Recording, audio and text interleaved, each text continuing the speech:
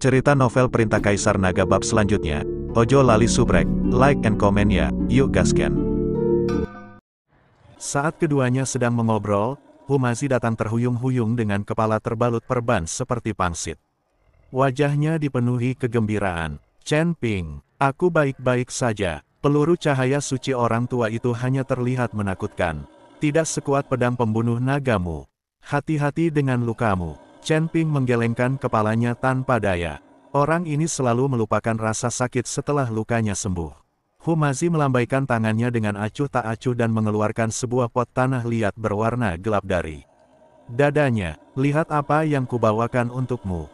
Ini salep yang terbuat dari ramuan batin kodok kristal ungu dari lembah 10.000 racun. Salep ini khusus dibuat untuk mengobati segala macam luka. Oleskan saja dan kujamin kau akan mampu mengangkat pedang dan menebas orang besok. Melihat pasta hijau menggelegak di dalam toples tembikar, mata Chen Ping berkedut. Apakah kamu yakin ini bukan racun? Hei, kamu tidak percaya padaku? Humazi cemas, mengambil kerikil dan mengoleskan salep di atasnya. Batu itu tiba-tiba mengeluarkan asap hijau. Lihat, batu pun bisa terkorosi. Batu itu sangat cocok untuk membersihkan luka. Chen Ping. Pada saat ini, suara Li Chunfeng terdengar dari luar halaman. Tuan Chen, Anda tidak perlu terburu-buru untuk menyembuhkan luka Anda. La berjalan perlahan sambil memegang kotak giok. Ini, sumsum giok pekat, dari kota suci pedang. Sangat bermanfaat untuk memperbaiki meridian. Begitu kotak giok itu dibuka, aroma menyegarkan memenuhi udara. Cairan putih susu yang setengah cair di dalam kotak itu berputar perlahan, dan jejak samar energi spiritual terlihat mengembun menjadi kabut. Pupil mata Chen Ping sedikit mengecil. Harta karun semacam ini mungkin tidak akan ditemukan dalam 3 kotak D. Seluruh surga kelima, aku tidak berani menerima hadiah yang begitu berharga. Chen Ping berdiri dan menolak. Li Chunfeng menekan kotak giok itu ke tangannya dan berkata, Tuan Chen telah memberiku kehidupan baru. Mengapa aku harus repot-repot dengan hal-hal biasa seperti itu? La berhenti sejenak, nadanya berubah serius. Villa Excalibur sepertinya sedang bergerak. Tuan Chen, sebaiknya Anda memulihkan kekuatan Anda secepat mungkin. Jika ada pergerakan yang tidak biasa, teriakkan saja nama saya ke arah mansion Tuan Kota. Setelah mengatakan itu, ia berubah menjadi pelangi putih dan menghilang di kegelapan malam, hanya menyisakan beberapa patah kata samar yang bergema di halaman. Tenanglah dan pulihkan dirimu, kota suci pedang baik-baik saja untuk saat ini. Melihat kalsedon yang mengalir perlahan di kotak giok, Chen Ping merasakan emosi yang campur aduk. Selama 3 hari berikutnya, markas sekte pedang luar biasa damai. Chen Ping menekuni penyembuhan setiap hari. Giok terkonsentrasi memang pantas menyandang reputasinya. Meridian, yang rusak sembuh dengan kecepatan yang terlihat oleh mata telanjang. Di bawah harmoni energi pedang yang ditinggalkan, Li Chunfeng, esensi naga dan roh jahat perlahan-lahan membentuk keseimbangan yang rapuh. Mo Chen dan Hu masih pulih sedikit lebih lambat. Organ dalam Mo Chen yang terbakar oleh cahaya suci perlu dirawat secara perlahan, sementara Humazi mengalami reaksi balik karena mengaktifkan jimat secara paksa. Saat ini, ia memegang toples obat dan mendesah setiap hari. Ling Sui dan murid-murid sekte pedang lainnya mengambil tanggung jawab untuk berjaga-jaga. Akhir-akhir ini, selalu ada sekelompok kultivator berkeliaran di luar markas dengan tatapan tidak bersahabat. Saudara Chen, ada beberapa wajah asing yang menyelinap di sekitar pintu lagi hari ini. Ling Sui masuk ke ruangan sambil membawa semangkuk obat, raut wajah cantiknya tampak khawatir. Aku dengar dari murid-muridku, ada rumor di luar sana bahwa sekte pedang kita telah menyinggung Villa Pedang Lahi dan cepat atau lambat akan diusir dari kota suci pedang. Chen Ping mengambil obat itu dan menghabiskannya sekaligus. Rasa pahitnya menyebar di ujung lidahnya. Mulut mereka ada di tubuh mereka. Biarkan mereka bicara apapun yang mereka mau. La meletakkan mangkuknya dan memandangi memar di pergelangan tangan Ling Sui yang belum juga pudar. Lata kuasa menahan diri untuk bertanya dengan rasa ingin tahu, bagaimana ini bisa terjadi. Ling Sui memegangi pergelangan tangannya dan menggelengkan kepala, lalu berkata, akhir-akhir ini, ada orang yang menantang sekte pedang. Tuan dan kakak senior Chen terluka, jadi aku terpaksa turun tangan.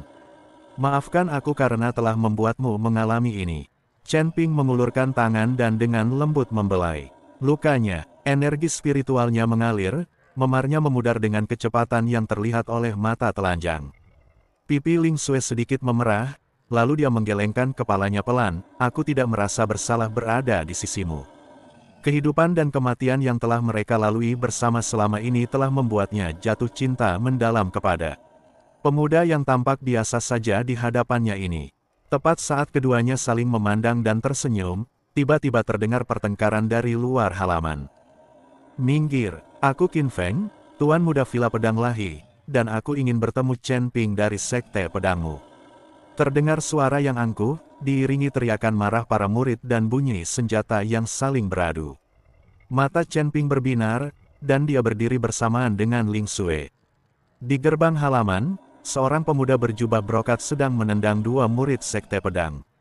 Pria ini adalah Qin Feng, Tuan Muda dari Villa Pedang Lahi. Di belakangnya ada lebih dari 10 pengawal berpakaian hitam, semuanya memiliki aura kental dan jelas merupakan penguasa alam abadi bumi. Qin Feng mendengar bahwa Chen Ping dan Mo Chen sama-sama terluka parah, jadi dia berani membawa orang ke markas Sekte Pedang dan bertindak arogan. Di mana Chen Ping? Apakah dia pengecut? Qin Feng melihat sekeliling dan tatapannya tertuju pada Chen Ping yang bergegas mendekat. Senyum sinis muncul di sudut mulutnya. Kukira kau sudah mati. Kudengar kau terluka parah kali ini. Kau menerobos masuk ke markas Sekte Pedangku. Ada apa? Chen Ping berdiri di depan Ling Sui, dan kekuatan spiritual di tubuhnya bersirkulasi dengan tenang. Dia bisa merasakan bahwa meskipun Qin Feng tampaknya hanya memiliki kultivasi tingkat keempat di alam abadi duniawi, niat pedang di tubuhnya sangat tajam, dan dia jelas memiliki keterampilan unik dalam ilmu pedang. Tatapan Qin Feng melewati Chen Ping dan jatuh pada Ling Sui, dengan kilatan dingin di matanya. Ling Sui, kau dan aku selalu bertarung untuk melihat siapa yang menang dan siapa yang kalah. Aku ingin tahu apakah kau berani bersaing denganku. Hari ini, dia tidak akan bersaing denganmu, kata Chen Ping. Qin Feng menatap Chen Ping dari atas ke bawah seolah sedang melihat seekor semut. Kau terluka parah dan hampir mati. Apa kau masih punya hak bicara di sini? Kau membunuh Zhao Jingfeng dari Villa Senjian kita, dan aku belum membalas dendam padamu. Akulah yang membunuh Zhao Jingfeng. Kalau kau ingin membalas dendam, datanglah padaku kapan saja. Chen Ping berkata dengan nada dingin, soal apakah kau bisa membunuhku untuk membalas dendam, itu tergantung kemampuanmu. Dasar orang yang tajam lidahnya. Qin Feng tertawa marah, aku tidak akan berdebat denganmu hari ini. Tak seorang pun dari Sekte Pedang bisa lolos hari ini. Tapi kalau kau ingin aku menghentikanmu, Ling Sui bisa melepas semua pakaiannya dan menari untukku, dan aku akan melepaskanmu hari ini. Begitu kata-kata ini diucapkan, semua murid Sekte Pedang melotot ke arahnya, dan Mo Chen serta Humazi juga bergegas sambil membawa kruk mereka. Qin Feng, jangan lancang. Mo Chen sangat marah hingga seluruh tubuhnya gemetar. Meskipun Sekte Pedangku lemah, kami tidak akan mentolerir penghinaanmu seperti ini. Penghinaan, Qin Feng mencibir. Kalau kau tahu apa yang baik untukmu, biarkan Ling Sui telanjang dan menari, atau aku akan meratakan halaman kumuhmu ini hari ini. Para penjaga di belakangnya melepaskan aura mereka bersamaan, dan tekanan alam abadi bumi menyelimuti mereka. Bagai awan gelap, para murid Sekte Pedang dengan basis kultivasi yang lebih lemah tiba-tiba memucat. Chen Ping melangkah maju, dan roh jahat serta kekuatan naga di tubuhnya meledak bersamaan, dengan paksa merobek lubang di tengah tekanan. Kau mau mati, hanya kamu. Mata Qin Feng dipenuhi dengan niat membunuh. Zhao Jingfeng cerobos sesaat, dan kau lolos begitu saja. Apa kau benar-benar berpikir kau tak terkalahkan? La perlahan menghunus pedang panjang dari pinggangnya, cahaya biru pucat mengalir melalui bilahnya. Hari ini, aku akan menunjukkan kepadamu teknik pedang sejati dari Villa Excalibur. Sebelum pedang itu terhunus, Qin Feng masih tertahan, tetapi saat pedang itu meninggalkan sarungnya, energi pedang yang tajam langsung menyerbu ke pintu Chen Ping. Energi pedang mengandung jejak kekuatan es, dan kemanapun ia lewat, udara mengembun menjadi kristal-kristal es. Kecil, teknik pedang es, ekspresi Mo Chen sedikit berubah. Ini adalah salah satu keterampilan unik dari Villa Pedang Lahi. Konon, jika dikultivasikan secara ekstrim, dapat membekukan energi spiritual kultivator. Chen Ping tetap tidak tergerak, pedang pembunuh naga bergetar pelan di tangannya, seakan tak sabar untuk meminum darah. La bisa merasakan bahwa meskipun ilmu pedang lawannya sangat hebat, ia tidak memiliki semangat pantang menyerah. Bahkan tidak sebaik Li Hanjiang, apalagi Zhao Jingfeng. Kalau mau bertarung, bertarunglah. Kenapa omong kosongmu begitu banyak? Teriak Chen Ping pelan, dan pedang pembunuh naga berubah menjadi cahaya keemasan dan menusuk dada Qin Feng. Qin Feng jelas tidak menyangka bahwa Chen Ping berani mengambil inisiatif untuk menyerang, dan dia buru-buru memblokirnya dengan pedangnya. Dentang, saat kedua pedang itu berbenturan, suara logam yang beradu terdengar memekakkan telinga. Qin Feng hanya merasakan gelombang kekuatan besar, lengannya langsung mati rasa, dan pedangnya hampir terlepas dari tangannya. Dia mundur 3 langkah dan menatap Chen Ping dengan ngeri. Kamu, bagaimana kultivasimu pulih begitu cepat? Pria yang terluka parah oleh Wang Shengguang 3 hari lalu ternyata bisa mengeluarkan kekuatan yang begitu mengerikan saat ini. Ini sungguh di luar nalarnya. Qin Feng tahu bahwa Chen Ping terluka parah, jadi dia berani datang ke sini dan bertindak lancang. Chen Ping tidak menjawab dan mengejar kemenangan. Pedang pembunuh naga membentuk lengkungan sempurna di udara, dan cahaya pedang keemasannya seterang matahari yang terik. Itulah postur awal, jurus pembunuh naga. Qin Feng tidak berani lengah. Kekuatan spiritual di tubuhnya mengalir deras, dan ia mengerahkan seluruh kekuatannya. Untuk teknik pedang es, energi pedang biru muda melonjak keluar seperti air pasang, dan lapisan es tebal langsung mengembun di tanah. Mencoba menjebak langkah kaki Chen Ping. Sedikit, Chen Ping mendengus dingin, dan langkah pengendali apinya melesat. Sosoknya melesat di atas es bagaikan hantu. Setiap langkah yang diambilnya menciptakan lingkaran riak keemasan, mengusir udara dingin. Teknik pedang es, ribuan mil es. Qin Feng meraung dan menusukkan pedangnya ke tanah. Dalam sekejap, paku-paku es yang tak terhitung jumlahnya muncul dari tanah, seperti rebung yang menembus tanah. Langsung membentuk penjara es besar, menjebak Chen Ping di tengahnya. Dinding penjara es itu ditutupi dengan paku-paku es tajam, yang memancarkan cahaya biru dingin. Hahaha, Chen Ping, mari kita lihat bagaimana kamu lolos kali ini. Qin Feng tertawa penuh kemenangan, penjara es ini terbuat dari kekuatan spiritualku sendiri. Semakin kau melawan, semakin erat kau akan membeku. Jika kau tahu apa yang baik untukmu, menyerahlah saja. Mo Chen dan Hu Mazi berseru pada saat yang sama dan ingin maju untuk menyelamatkan, tetapi dihentikan oleh pengawal Qin Feng. Ayo kita pergi. Ling Xue sangat cemas. Pedang panjang di tangannya memancarkan cahaya terang, memaksa kedua penjaga mundur dan bergegas menuju penjara es. Tangkap dia. Sekilas kelicikan terpancar di mata Qin Feng, lalu dia mengedipkan mata pada penjaga itu. Lapar. Kedua penjaga alam abadi bumi kelas 5 segera meninggalkan lawan mereka dan menerkam Ling Xue seperti serigala. Tindakan mereka licik dan brutal, dan jelas bahwa mereka bertujuan untuk menangkapnya hidup-hidup.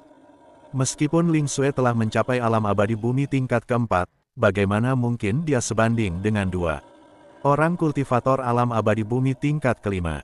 Namun, ia terpuruk setelah 3 gerakan dan ditepuk punggungnya oleh salah satu penjaga, langsung memuntahkan darah dan terhuyung mundur. Ling Xue, Chen Ping meraung di penjara es, kekuatan spiritualnya mengalir deras, dan cahaya pedang emas terus membombardir dinding es, tetapi hanya meninggalkan bekas putih samar di atasnya.